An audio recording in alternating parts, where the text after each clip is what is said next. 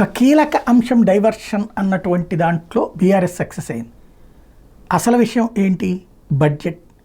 బడ్జెట్లో ఒక ఎత్తు, రైతు రుణమాఫీ అన్నటువంటి మరొక ఎత్తు.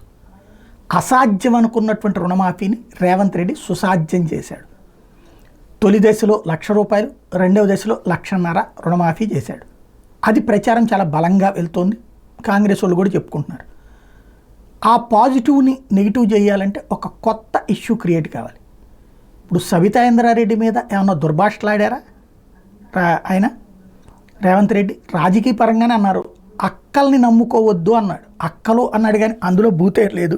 ఏదైతే సునీత లక్ష్మారెడ్డి, సబితా ఇంద్రారెడ్డి గురించి ఆయన మాట్లాడినటువంటిది అది. అందులో దుర్భాష ఏమీ లేదు. ఆయనకి వ్యక్తిగతంగా అయినటువంటి ఎక్స్పీరియన్స్ని బేస్ చేసుకుని మాట్లాడాడు. కానీ దాన్ని అడ్డుపెట్టుకుని ఓ పక్కన సబిత కంటతడితో బిగించేసి చివరికి ఆమె క్షమాపణ చెప్పాలంటూ రేవంత్ సీఎం క్యాబిన్ ఎదుట ఆందోళన, ఆ పైన కేటీఆర్ అరెస్టు, అందరినీ తరలించడం. అంటే ఓవరాల్గా రైతు రుణమాఫీ అన్నటువంటి అంశం నుంచి డైవర్ట్ చేసేటటువంటి గేమ్ ఇక్కడ బీఆర్ఎస్ చేసింది అన్నది స్పష్టంగా కనబడుతుంది.